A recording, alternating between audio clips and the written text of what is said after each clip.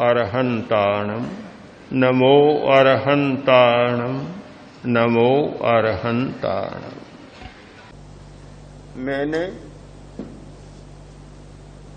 मेरे मित्र से कहा तुम तटस्थ नहीं। उसे बहुत बुरा लगा। किसी आदमी को कहा जाए कि तुम पक्षपाती हो, तटस्थ नहीं हो, उसे बुरा लगता है। हर आदमी अपने आप को तटस्थ प्रमाणित करना चाहता है। कोई नहीं चाहता कि उस पर यह लांछन लगाया जाए कि तुम पक्षपात करते हो। पक्षपात करने वाला भी इस बात को सहन नहीं कर सकता। बुरा लगा। उसने पूछा, यह कैसे कहा कि मैं तटस्थ नहीं हूं? मैं हर बात में तटस्थता बरतता हूं, किसी के साथ पक्षपात नहीं करता। फिर मुझ पर यह आरोप क्यों? उसका कहना भी उचित था। हर व्यक्ति इसी आधार पर अपना औचित्य स्थापित करता है। मैंने कहा, बहुत बार ऐसा होता है कि प्रकाश के नीचे अंधकार छिपा रह जाता। प्रसिद्ध कहावत है कि दिए के तले अंधेरा होता है। हम स्वयं खोजें, क्या हमारे प्रकाश के नीचे कहीं अंधकार तो नहीं छिपा है? दूसरों को जानना, दूसरों को पहचानना बहुत सरल है। दुनिया में सबसे कठिन कोई बात है तो है अपने आप को जानना और अपने आप को पहचानना। दूसरों के बारे में हमारी धारणाएं बहुत निश्चित होती हैं, हमारे सिद्धांत बहुत स्पष्ट होते हैं। अपने बारे में हमारी धारणा होती है पर एक पक्षी होती। हर बात में हमारा तर्क यह होता है कि मैं अच्छा हूं, मैं कोई भूल नहीं करता, मैं कोई गलती नहीं करता और मैं तुम्हारे जैसा नहीं हूं जो दूसरों की बातों में आ जाऊं या ऐसा कर लूं। यह तर्क सबके सामने प्रखर रूप में रहता है। अपनी दुर्बलता को स्वीकार करना मान्य नहीं होता। 100 में एक आदमी भी मुश्किल से मिलेगा जो इस सच्चाई को स्वीकार करे कि मुझ में भी कमजोरी है, कोई दुर्बलता है। कभी कभार शब्दों में स्वीकार भी कर लेता है तो अंतरात्मा साक्ष्य नहीं देता कि वास्तव में ऐसा है। अंतर में तो वही तर्क चलता है कि मुझ में कोई दोष नहीं, कोई त्रुटि नहीं, उसने ऐसा कर दिया, उसने ऐसा कर दिया, उसने ऐसा वातावरण बना दिया तो मुझे तो ऐसा करना पड़ा, विवश होकर ये करना पड़ा। पर मैं ऐसा हूं, यह स्वीकार करने के लिए अंतरात्मा कभी तैयार नहीं होती। उस स्थिति में उसका कहना अस्वाभाविक नहीं था कि यह मुझ पर आरोप है कि मैं तटस्थ नहीं। तो व्यवहार के धरातल पर बात सही, और तब मैंने व्यवहार से हटकर अंतर जगत के दरवाजों को खोलकर कुछ चर्चा को आगे बढ़ाया।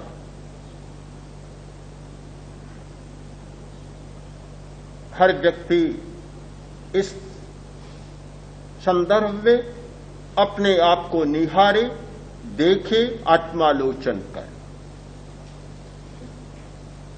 मैंने कहा, तुम भोजन करते हो? मैंने कहा, जरूर, भोजन के बिना तो जीवन कैसे चले। भोजन के लिए भला कौन कह सकता है कि मैं भोजन नहीं करता? जीने की अनिवार्य शर्त है भोजन। भोजन करते हो, जो कुछ खाते हो तो स्वाद भी लेते हो। लेता हूं, जरूर लेता हूं। अच्छा भी लगता है, कुछ बुरा भी लगता है कि जरूर स्वाभाविक है। मनुष्य हूं, पशु थोड़ा ही हूं। मनुष्य हूं, पशु भी चुनाव करता है। पशु भी हर घास को नहीं खाता, चुनाव करता है। आपने ध्यान से देखा हो, जंगल में गायें चरती हैं, भैंसें चरती हैं और भी पशु चरते हैं। जो सामने आया और खाया ऐसा नहीं है, चुनाव करते हैं। सब कुछ नहीं खा जाते।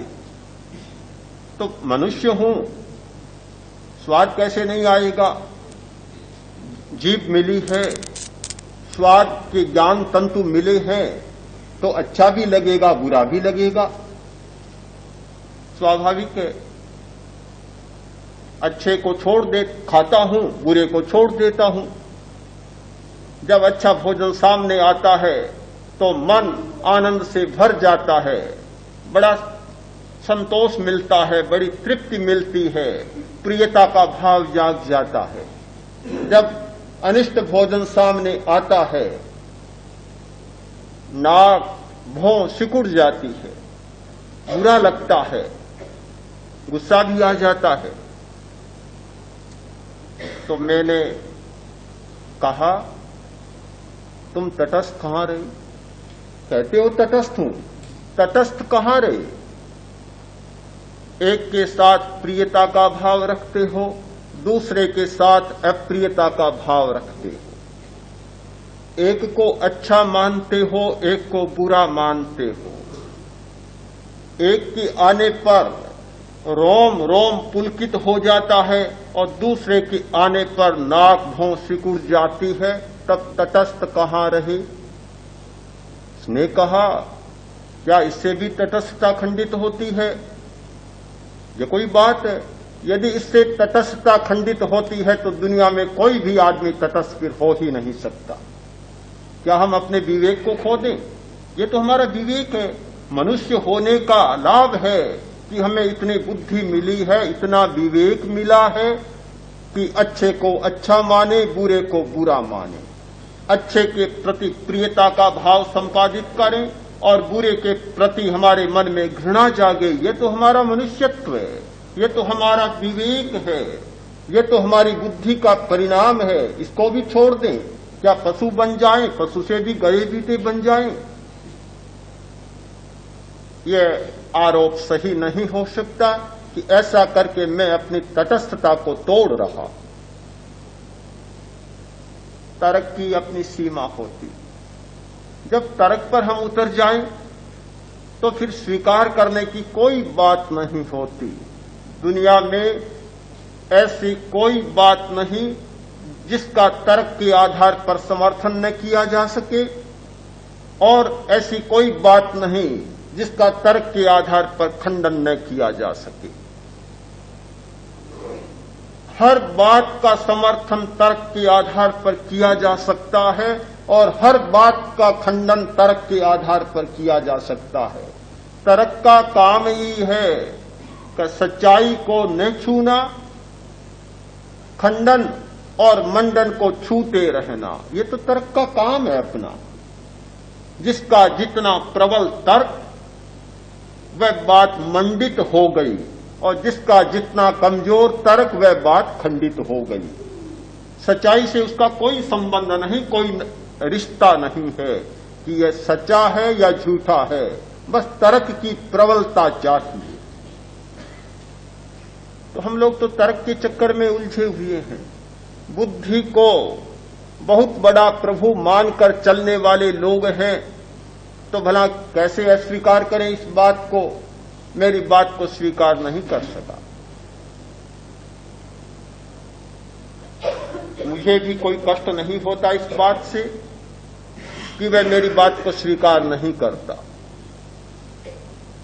स्वाभाविक है, इस धरातल पर चलने वाला हर व्यक्ति इस सच्चाई को अस्वीकार करेगा। उसने कहा,